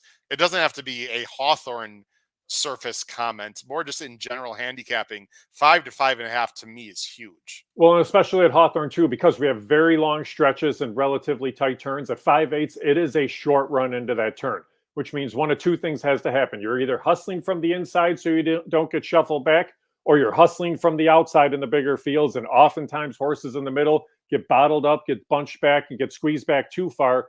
And then they're just left with too much work to do. You go the 16th of a mile further at 5.5, and these horses have a little bit more chance to kind of settle into their race stride, their race pace. It's not as much, say, quarter horsing out of the gate to try to get that position, but that 16th of a mile does make a huge difference. Raymond Cromley. Good job, Jim. You still have your horse racing fastball. How often you get on the mound, Jim? I mean, obviously it's cold now, but I mean, you throw the rock a little bit once in a while. I pitched last week to my son's team. They're a 17-year-old team, so yeah, Oh, I can still throw it. I can bring it a little bit. Wait, still. BP or actually, Oh no, I throw live to them. There's no BP. I throw live to these kids. I don't know what you got in the arm right now. What's a good? Can I ask you good number for you at the fastball? 82 probably right now. Wow. So not Pretty bad for a 48-year-old guy, huh? 40, man. When did that happen? I was going to say like 37 or something. I've been in racing a long time, my friend. 31 years. Man, that's awesome, man. All right. Well, you got the big 5-0 coming up. We're gonna have to talk about that in about a year and a half, whenever that happens. Race 7, real nice racer, Jim. Oh, great. Optional allowance, really high class. Of $40,000 is the optional, mile and 70 yards. So they're obviously going 2 turns, $34,000. You got a field of 10. Look at the morning line you have here. It's wide open. Your morning line favorite is number 8, Platonic Power, for Hernandez and Julio Felix at 3-1. Let me show the banners on the screen. There they are. Look at this, Jim. Again, we didn't talk, folks. We're both going with a very soft morning line favorite. What do you like about Platonic Power, Jim? Running style, the quality of the fields this horse has been facing. And again, I talked about Armando Hernandez. He's a guy that's off to a really good start. But you look at the last race at the fairgrounds. That was a good, solid race after coming off a couple of turf tries. But look at those last 2 dirt races, that last start out and that start 4 back. Those 2 were both very solid races. It's against similar company here. And I think you're going to get enough pace to chase in this field. Ardenwood, we know, can show speed. The key horse to the race in this race is the 2-horse, Urine Corey. This is a horse that I expect to go out there and hustle away because it's a horse that's the only way they're going to win. From looking at that last out, the horse can't win this race, but the horse can really mess it up for a whole lot of others. And I think that's the potential that's going to happen with Urine Corey. So I just think the pace is going to be honest up front. Platonic Power has a whole lot of back class. And I think this is a horse that comes charging at him in the lane. I have nothing else to add. I agree. It looks like there will be some pace in the race. And just on that theme again, let's talk about your second place horse. And then I want to talk about a fuzzy in this race that I think is fascinating. Sure. And my power picks, Jim, or our power picks, have been on fire lately with some prices. And there's been prices at Hawthorne, ladies and gentlemen, if you've been paying attention. How about just a regular guy for Wayne Catalano, who has had 3 runners, a first and 2 seconds at the meet. This is a horse that was laid off a while, but has come back and came back with a nice effort last time, albeit off the turf. I find that a little bit interesting. Look at those races back in May of 22 when the horse was racing at Hawthorne. Those were big races, back-to-back 80 buyers in those spots there. Yeah. And then you do have that long layoff. You look at that last start, that was an optional 80. That was a solid field, and the horse held its own. What's interesting to me, too, is Wayne Catalano's a guy who last year after New Orleans, a lot of horses went to Kentucky. Well, more horses have come to Hawthorne this year. He raced multiple horses last week. And as you see, he has success. 3 starters, a win, and a couple runner-up efforts.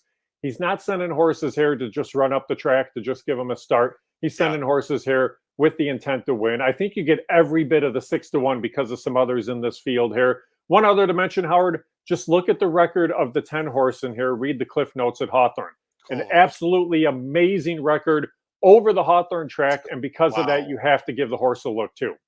I've bet this horse so many times, mainly at Arlington. What a cool horse. He's 9 now. He's off a layoff.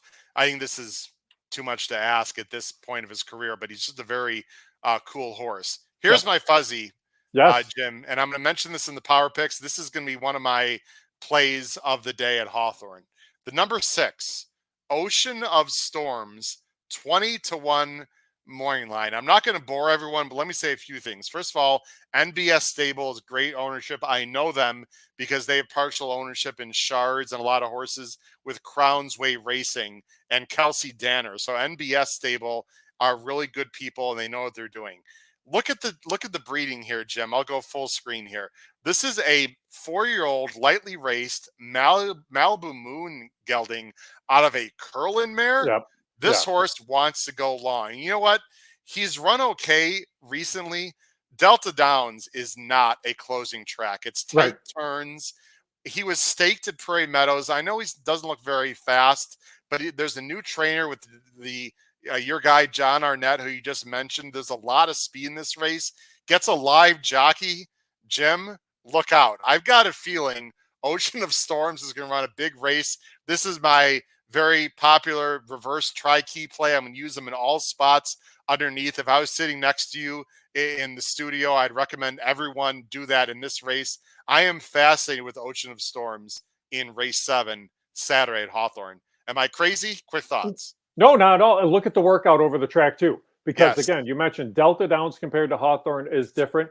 Look at that work. That was a very good, strong half-mile move. And I actually saw that work.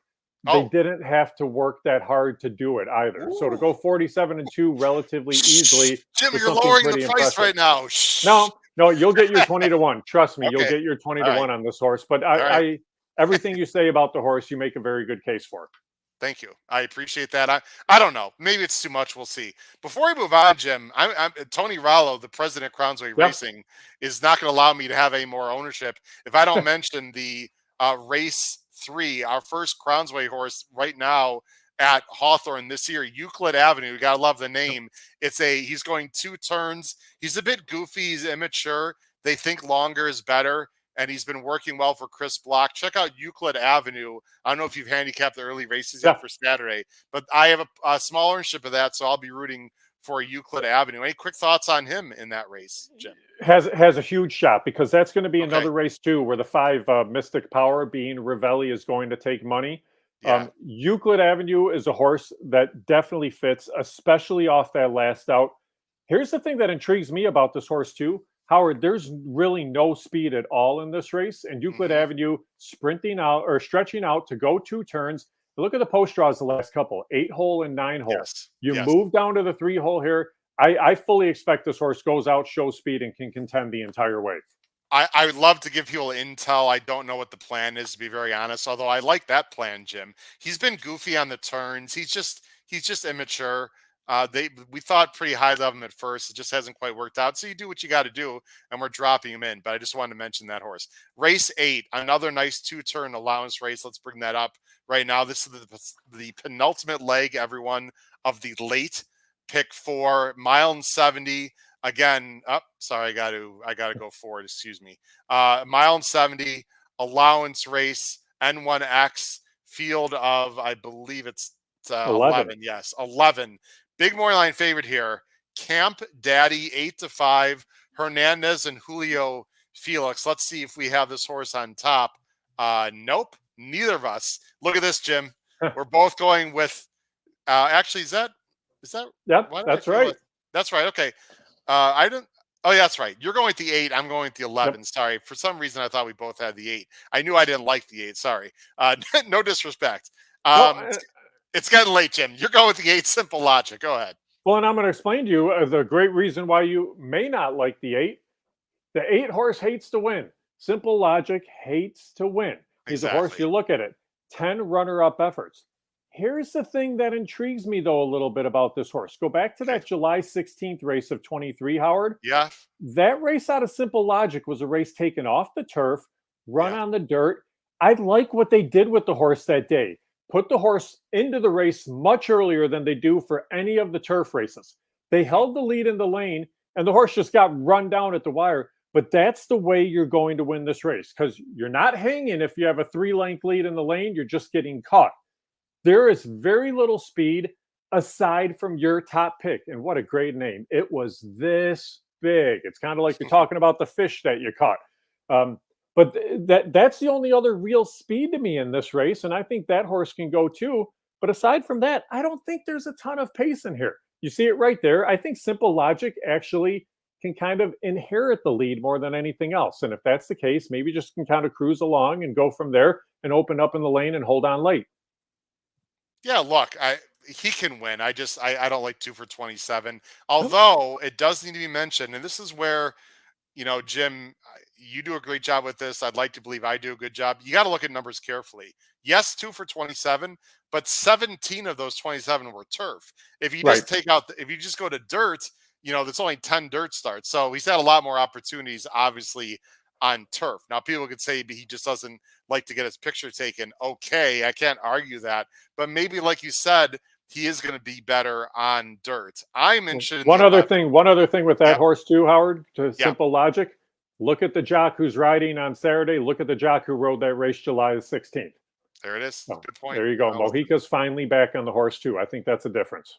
that's why Jim Miller is the director of racing, an excellent handicapper. There you go. To point out things like that. It's a very good point. I gotta be honest, Jim. I don't know if it was this big can win this race, but like you just said, I think even from the 11 hole, Centeno's gonna be very aggressive. He's been in cheaper condition races, but let's be honest. A fairgrounds circuit, which is really good. A condition 15 claimer, non-winners of 3. Is that really a lot worse than N1X right now at this time of the meet at Hawthorne? I don't think so. Now, if it was the summer, I'd probably say differently, but early in the meet, Jim, I don't think it's that big of a jump. He's going to show speed in a race that there's a lot of horses you cannot trust. You obviously like the horse too. You've got him second. Yeah. I think the horse actually has a great shot, and I do think they're going to try to wing it from the outside. Yeah. Arnett had a horse in a very similar situation like this last weekend from the 11 hole, and the horse was sent, cleared, and did wire the field. So they've had success doing so. I think that'll be the instructions, and then Centeno, no problem getting the horses away from the gate, but I do think this one gets out and clears off the horses to its inside, aside from simple logic. But these two should be 1-2 going into the turn and could very easily be 1-2 the whole way around. Jim, last question, Yep. and I don't have this horse anywhere. Why don't we like Camp Daddy? Just because the horse is yet to go the 2 turns. That's the biggest question for me. Is you're running a whole lot of pretty good races while sprinting. Now they try to stretch out. Again, it's a very good barn in Armando Hernandez. But look at these races. I mean, I thought that race at Oaklawn was a competitive race on February the 3rd. I thought the horse held his own. I thought the last start was a decent enough race in New Orleans. I thought the horse held his own. Now they try to stretch out. You get the one time going that 1-turn mile at Gulfstream earlier on in the horse's career. I think people will bet the horse off the figures. I just don't know if the horse will handle the 2 turns. Jim, this horse obviously can stick me into a locker, and I'll use him defensively. I do not like when horses that are already 5 years old and they haven't run a lot 2 turns. I mean, obviously, He's not been trained by bad trainers. These are good horsemen. They see things. They know these horses better. I don't know if the horse can get the distance against this field. He probably can. I mean, they all can get the distance. The question is how fast can they do it? Right. This is just a horse. I agree with your 8-5, by the way. I think he's going to be bet a ton. I'm going to try to beat him. You are too. Me too. Yep. Totally agree. He'll be bet worth finding value in there. Perfect. Let's go to the last leg here. Race 9 showing on the screen. Back to some claimers, $5,000. Big field 11. Again, I can't compliment Jim, you enough, and everyone there, the Carey family, for having these big fields. It's fantastic. It's what people want. Morning favorite is the number 3. Is Ali Anabi? I'm sorry, I'm not sure of the name. Okay, I got that right. Arnett Gallardo, 7-2. Here's our picks. Jim, we're both going with the 5. There we go. Russian to win. If I get 5-1 on this horse, Jim, and I have some money left in my wallet we'll always be gone from the OTB at that point. But if we have a good day in the pool party and this horse is 5-1, look out, because I'll be betting this horse. Major drop, obviously a big concern, but this horse is tons the class on paper. Tons the class on paper. At the same time, you look at the last 3 races on paper, and they were absolutely brutal, including that last start last June. You look at the horse that finished second in that race, it's Ali Anabi, who is also in this race. But the thing about Russian to win, this is a horse that's going to settle back and come running at him late. You look at those starts after those last 3, and again, those last 3 were brutal starts. They were also against way better company, Howard. But the inside 3 horses in this race, all are going to show speed. The thing about Russian to win that I like as well is you look at what Tanner Tracy's done with this horse. This is a horse that got there early. The horse was actually stabled at Hawthorne a week before the track even opened for training. And then it was a nice, even pattern of workouts. Look at that. You have 5 works going into this race. You've had to maximize your time being back at the track to get 5 works in to this point of the meet. And Tanner Tracy's done that. And all the works are solid. They're consistent. They're fast. you're going to get enough pace to run at. Like you mentioned, difference from 5/8 to 5.5 is huge here. At 5.5, I think this horse can run by late. My only concern, this is a great question for you, Jim, and everyone listening and watching. If this horse is training so good and feeling good, the question has to be asked, why is Tracy Tanner putting this Yeah. horse only in for 5? And my question for you is it possibly just the type of horse, the type of race that have been written at this point, or do they really just trying to get rid of the horse? That for me as a handicapper is a major issue. And I don't know what the book looks like. So why don't you tell people about that a little bit? I mean, there's definitely a lot of options here. The thing that I find interesting is you look, there's a couple previously trained notes in back-to-back races. This is a horse that may just simply have had some issues that people don't want to take the time to turn out, to whatever. Get a lot of times it's just give the rest that's necessary because you need to run the racehorses to make the money. So Tanner Tracy, he made the horse for $5,000 and said, I'm going to give the horse the time and then come back and see what we get. And here's the thing, Howard, because of the massive drop and because of the massive layoff, he may be able to sneak one through. And this horse could run a big race. And all of a sudden you're starter eligible for the next couple of years too. And then you have a horse that now you're sitting on maybe something pretty good where you can kind of take your time with moving forward. It's funny. I don't have license to buy horses at Hawthorne, but this is the kind of horse I would take a flyer on for 5,000 because he's only a 5-year-old. He's bred well. I mean, obviously he's got issues, obviously, but I don't know. He's interesting. Last thing I'll say, and Jim, again, I was so happy when I saw you have this horse in the top 3. Another long shot interesting horse to me is Perfect Wager, the number 4, for 2 reasons. There's a lot of inside speed, and he's going to come running late. And number 2, I love the fact, and this is not, you're hearing this correctly, Jim. I love the fact that he lost his last race by 27 3/4 because everyone's going to just say this horse can't run. He's 9 years old, blah, blah, blah. I don't buy it. He's a closing sprinter. I think he probably needed that race at Hawthorne. This is another horse I'll use underneath for sure, despite of his age. Perfect Wager, the 4. And the winner of that last race going 2 turns right on Richie was actually one of the more impressive winners on the meet, despite it being just a 5,000 claimer. The horse just kicked it into another gear at the top of the lane. Trainer Joel Zawitz, Howard, last year, very few people know much about him. He's a local guy, smaller stable. He won at a really nice rate last year. And a lot of his horses this year have needed a start. And the reason they needed a start is a lot of his horses were at Mahoning Valley. And Mahoning Valley went through an equine herpes quarantine, went through a strangles quarantine. And a lot of horses were locked up, unable to train, unable to get ready to race. So Joel Zawitz was putting a lot of horses in early on where they could just get a race to kind of use it almost as a training session. Second start out, they're going to run so much better. I think this horse will run a big race, and I think you get every bit of 8-1. Absolutely. I'll tell you what, we could have you and I are hopefully going to have a big day on Saturday because we are very like-minded without even talking about this races, which again makes me in particular feel very good. Jim's late pick 4. He is singling the 1 in the first leg on Saturday. Again, it's race 6 through 9. He's going 1 with 3, 4, 8, 10, with 2, 3, 8, 11, with 2, 4, 5, $24. Jim, is the 1 just the most likeliest winner of the sequence to you, or is it the most likely winner at what could be a reasonable like 2-1 or 5-2? Yeah, I think it's a combination of the two. Shortest price, most likely winner. I know a whole lot of people don't like singling on the front end of the ticket. You have to construct the ticket the way it works to maximize your betting dollar. Hey, if you lose right here, you already have a pick 3 that's set up right after that. But this is the most logical single of the sequence. They're winging it from the inside. Ruth of Judah, I think, will be tough. Then after that, because you have a couple of those route races, it could be just a little bit more wide open for races 7 and 8. And then the 9th, I want to include a horse like Perfect Wager in there. So I did go 3 deep there in the finale. And again, any quick questions for Jim here as we end the show?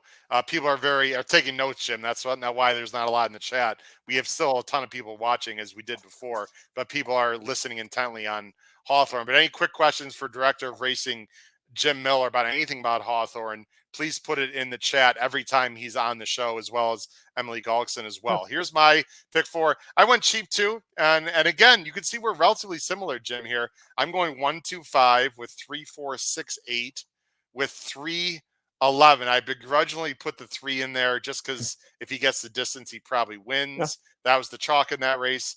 With 4, 5, the 2 horses we just talked about quite a bit. I've got Perfect Wager in there. $24. I could have gone skinnier in the first leg, but it's just bottom lever maiden claimers. And as much as I like the one, Jim, I'm not sure how much I trust that horse. I'll throw the Poly horse in there and the over 19 5 horse who might be on the lead. Jim, any final thoughts for our viewers and fans in Chicago and everyone? Again, we got the pool party Saturday. Talk about the contest real quick. That's on the 21st also. That's the big thing that I wanted to mention, because this is a contest that everybody in the chat can actually play in, and it's an NHC qualifier. So we're doing a contest for the Illinois Derby. Hawthorne's teamed up with First Bet for the deal with the official race leading into the Preakness, for us paying the entry fee into the Preakness. Also for this contest too, because here's the thing about the contest. You can play it at Hawthorne, or you can play through Express Bet into the contest. But the way we do our contest, Howard, as you know, no entry fee, live money, keep what you make, open up to a whole lot of different tracks. Of course, we're going to have a focus on Hawthorne as well, but you want to make sure you check it out. So anybody that has an Express Bet account can play in this contest. And again, it's on a Sunday. We want to make it a little bit more of a marquee race on a day that isn't as busy. So Sunday, April the 21st should be a really good day for Illinois Derby and having that NHC qualifier.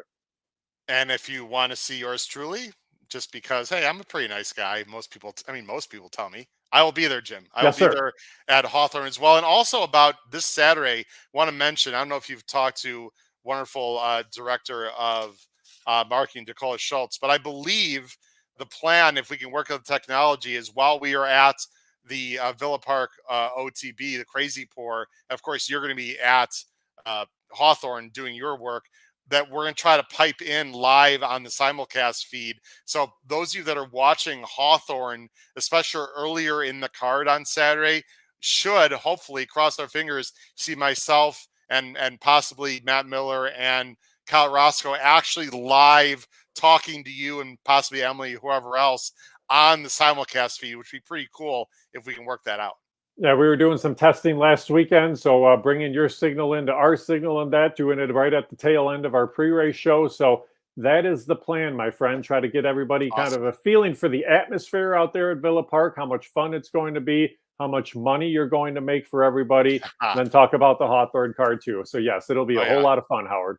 Yeah, thanks a lot. We appreciate that. Last comment from Fear Capelli. Thanks, Jim. Let's go, Ruth. He likes that one there in the first leg. All right, Jim, really appreciate it. We're going to leave you on here as I close out the show for my good friend and director of racing at Hawthorne Racecourse, Mr. Jim Miller, and my co-hosts of Picks and Ponies, Pete Visco and Paul Howard. And this has been your host, Howard Kravitz, episode 345 of Picks and Ponies. Crush your bets at Keeneland and at Hawthorne this Saturday. Take care, everyone. Have a great night. Bye-bye.